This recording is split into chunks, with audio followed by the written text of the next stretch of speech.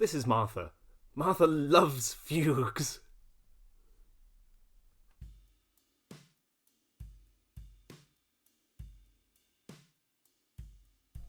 Hi folks, and welcome to the third video for week 3 of MU1111, where today we are talking about fugues, one of the most complex systems of counterpoint. In fact, it's so intricate that often fugue is understood to be a kind of texture rather than something like a form or an instance of line and differentiation between lines. The rules around it are so complex, though, that it's going to stand us as a really good example of counterpoint and how we deal with it, okay? So again, this is a complex subject. I'm going to talk you through the basics of it in the next 7 or 8 minutes, hopefully. We're going to listen to a couple of examples. For this week's exercise, I'm only asking you to write up an exposition, which is the first chunk of a fugue. Really, a first exposition might be sort of 16 bars long or something like that. So hopefully it's not too much, okay? If you follow the procedures that I lay out in this video, though, hopefully this will stand you in good stead, okay? So while I'm explaining, I'm going to point out examples from a particular fugue. The one I'm going to use is by Clara Schumann. And as I'm going along, I'm going to mark up extracts from this, okay? So you'll see images from it. We'll talk through the whole structure of fugues, and then we'll watch through a video with score of the first part of a fugue by Shostakovich, which I think is a really useful example for these rules as well. Okay. So fugues, the whole point about fugues is that it's a sophisticated interplay between the 4 lines. Okay, so they can be for choir. The 2 examples we're going to be looking at today are for piano. Okay, the idea that every fugue has a subject, a main theme. Okay, so in this Clara Schumann one, that's in the first few bars. Okay, we see that in the very bass line. It enters on its own. That is the subject. Okay. It comes in the tonic key, B flat, and obviously, as we see, it moves around a bit as well. Okay, it is chromatically interesting. This is often a feature of fugue subjects. Okay, what then follows is the next voice enters, but this time round it states the subject in an adapted form. Okay, we call that adapted form the answer. All right.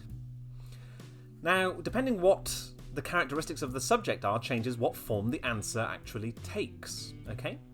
So, normally the answer will be in the dominant key. It'll always be in the dominant key, actually, okay?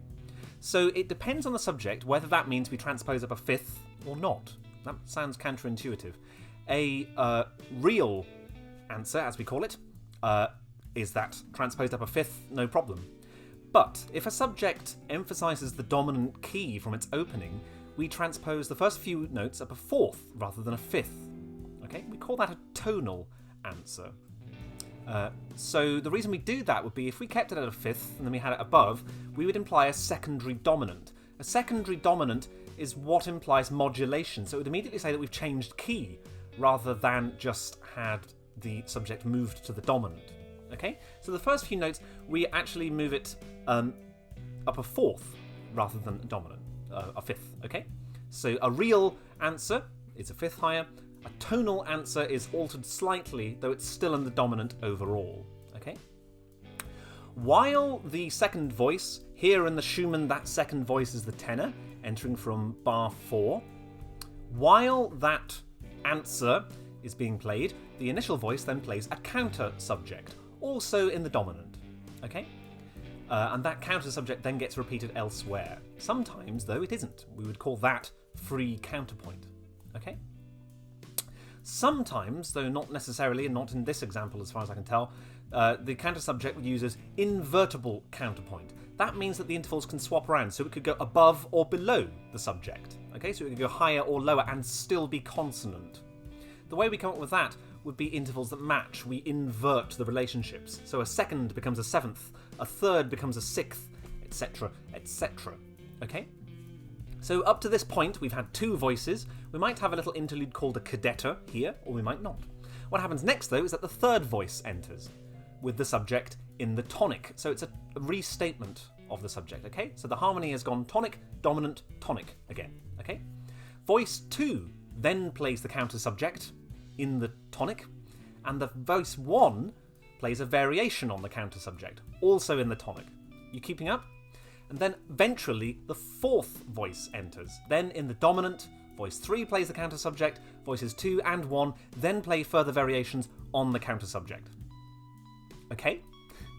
It's lots of information, but that whole arrangement, 4 voices entering one by one, tonic, dominant, we call that the exposition of a fugue. Okay, it's the first section. It's exactly that I'm asking you to write for your exercise this week.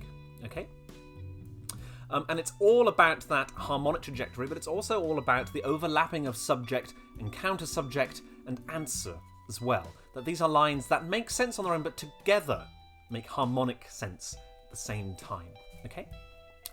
Beyond those sections, so you're aware, the wider sections of fugue, we then have a middle section, usually called the development. It's not necessarily related to development as we might know in sonata, as we'll get to in week 5 of the course. But beyond the exposition, there are episodes, passages of free counterpoint that don't necessarily include the subject. Okay? These episodes are normally modulatory in character, so they help us change key. The reason being that after that exposition, eventually we then repeat the subject and counter subject, but normally in different keys, ones that aren't necessarily related to tonic or dominant. Okay? We get to those other keys via episodes. All right?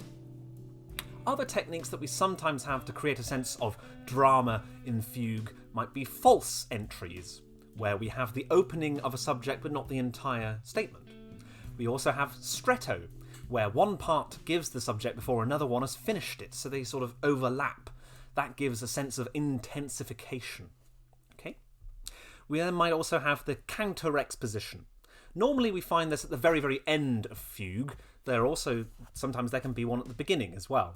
This is where the answer enters first and then the subject, so dominant, tonic. Of course, that implies a tonal trajectory. That sets us up for a final cadence, which is why it's normally at the end. And the very final cadence is usually brought about by generic cadential material. Okay? So the structure of a fugue, then, is lots of variation, lots of different structures that vary material around the subject, the answer, counter-subject, and there's a real artistry in composing these. Okay?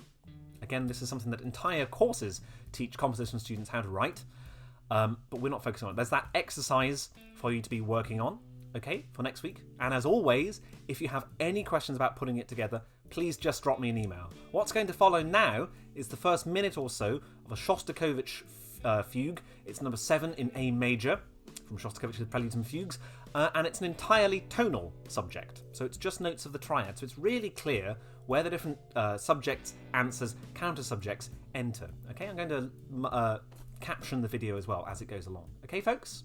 Thanks very much. I'll see you next week.